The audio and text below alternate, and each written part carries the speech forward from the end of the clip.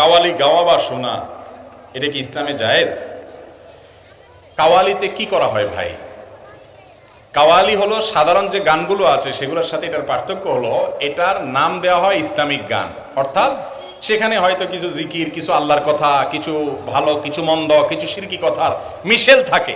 এই কথাগুলোর মধ্যে আবার বাদ্যযন্ত্রের সংযুক্তি থাকে, দোল তবলা ইত্যাদি থাকে। এই কাওয়ালিগুলো অনেক সময় গজলও আছে এই নামে, হয়তো কথামালার ভিতরে খারাপ কিছু আছে বা নাই, কিন্তু তার সাথে বাদ্যযন্ত্রের কি আছে? সংমিশ্রণ আছে। এইরকম গান, সেটার নাম আপনি কাওয়ালি দেন, অথবা সেটার নাম আপনি ব্যান্ড সঙ্গীত দেন, বা সেটার নাম অন্য কোনো নাম দেন, সেটা ইসলামের শরীয়ত দৃষ্টিকোণ থেকে জায়েজ নয়, হারাম। ইসলামের ইতিহাসের যত বড় মনীষী এসেছেন, চার মাযহাবের চার প্রসিদ্ধ ইমাম সহ আরো যত ইমামগণ ছিলেন, ইমাম বুখারী রাহিমাহুল্লাহ থেকে নিয়ে বড় বড় হাদিসের ইমাম, ফিকহের ইমাম, সমস্ত ইমামগণের ব্যাপারে একমত যে বাদ্যযন্ত্রের ব্যবহার সংযোগে যে গান শোনা হয়, সে গান গাওয়া শোনা এর উভয়টি ইসলামী শরীয়ত দৃষ্টিকোণ থেকে কি? হারাম। এই হারাম কাজটাকে শয়তান আমাদের অনেক মুসলমান ভাইদের কাছে হালাল করে বিভিন্ন ফ্লেভার দিয়া, বিভিন্ন খোঁড়া যুক্তি দিয়া। তার ভিতরে একটা হলো এই কাওয়ালি। বলে যে আল্লাহর কথাই তো বলে, জিকিরই তো করে, জিকিরের তালে তারা শুধু একটু নাচে আর গায়, একটু পাগলামি মাতলামি করে, এই তো। ভাইরা আমার, যদি কাওয়ালি গাওয়া, কাওয়ালি শোনাটা ইবাদত হতো, তাহলে মুহাম্মদুর রাসূলুল্লাহ সাল্লাল্লাহু আলাইহি ওয়াসাল্লাম কাওয়ালি গাইতেন, কাওয়ালি করতেন, ঠিক না ভাই? ঠিক। দিন কোন জোশের নাম না যে কাওয়ালি শুনতে শুনতে আমার ভিতরে একটা ভাব চলে আসে, আমার ভিতরে একটা জোশ চলে আসে, একটা অবস্থা তৈরি হয়, এই হাল তৈরির নাম না দিন। দিন হলো কোরআন এবং হাদিসকে অনুসরণ করার নাম। আল্লাহ কি বলেছেন, তার রাসূল সাল্লাল্লাহু আলাইহি ওয়াসাল্লাম কিভাবে করতে বলেছেন, কিভাবে করেছেন, এটা মানার নাম হলো কি? ইসলাম। তো এই যে কাওয়ালিতে বাদ্যযন্ত্রের ব্যবহার, এটাকে আমাদের অনেক ভাইরা হালাল মনে করেন, অনেক মুসলমান ভাইরা জায়েজ মনে করেন, অথচ সূরা লোকমান আয়াত নম্বর 6 এটার তাফসীরটা একটু খোলেন, তাফসীর ইবনে কাসির সহ প্রসিদ্ধ তাফসীরগুলো খোলেন।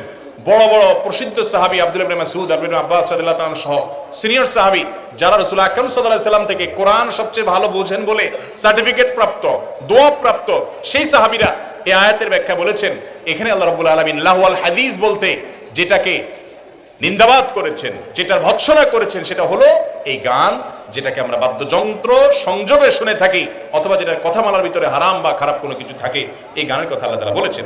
নবী করিম সাল্লাল্লাহু আলাইহি সাল্লামের বিভিন্ন হাদিস এই ক্ষেত্রে আছে, বুইস্তু লিআকসিল মাযামির আও বুইস্তু ফি কাসরিল মাযামির। বাদ্যযন্ত্রের এটা সমাজ থেকে দূর করার জন্য, এটাকে হারাম এটা বোঝাবার জন্য নবী সাল্লাল্লাহু আলাইহি সাল্লাম দুনিয়াতে এসেছেন। সহিহ বুখারীর হাদিস, তিনি বলেছেন লা ইয়াতিয়ান্না আকওয়ামুন, একটা সময় আসবে যে সমাজে কিছু মানুষ বের হবে, ইস্তাহিল্লুনাল হিররা ওয়াল হারির ওয়াল খামরা ওয়াল মাআজিফ, চারটা জিনিসকে তারা হালাল, হারাম জিনিসকে হালাল মনে করবে। তার একটা হলো জেনা। এখন নাম হয়েছে রিলেশন, রিলেশনের নাম হয়েছে জি, রিলেশনের নামে জেনা হালাল। এটা অনেক মানুষ এটাকে দোষণীয় মনে করে না, অনেক মানুষ এটাকে হারাম মনে করে না, কিয়ামতের আলামত। এবং মাদক, এটা একসময় আস্তে আস্তে ইজি হতে হতে মানুষের কাছে এটা পানির মতো হয়ে যাবে। এবং আপনার মাহাজিফ বাদ্যযন্ত্র এবং রেশমের ব্যবহার পুরুষের জন্য, রেশমের কাপড়, সিল্কের, পিওর সিল্কের কাপড়, এগুলো হারাম।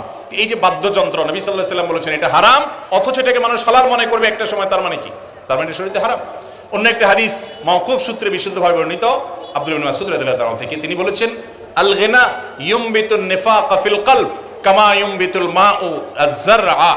পানি যেরকম সবুজ শ্যামল ফসলকে উৎপন্ন করে, গান বাদ্যযন্ত্রের এগুলো মানুষ শুনতে শুনতে এগুলোর মাধ্যমে তার অন্তরে ঈমান সরে গিয়ে মুনাফিকির চাষাবাদ হয়। এই জন্য গান বাদ্যযন্ত্র যারা শুনে, এগুলো শুনতে শুনতে শুনতে শুনতে একটা পর্যায়ে ঈমান এত ভোঁতা হয়, সে চাইলেও ঈমানের দিকে আর আসতে পারে না।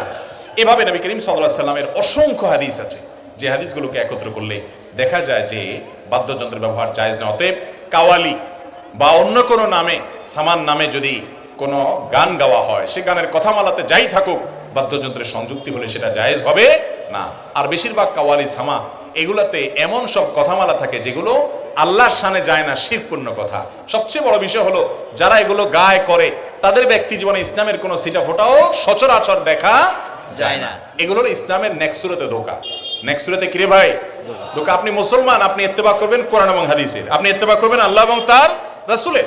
তাদের মধ্যে এগুলো ছিল কিনা নাই, তাহলে এটা আপনার কাছে ইবাদত হতে পারে না, এটা হারাম যদি সেখানে বাদ্যযন্ত্রের ব্যবহার থেকে থাকে।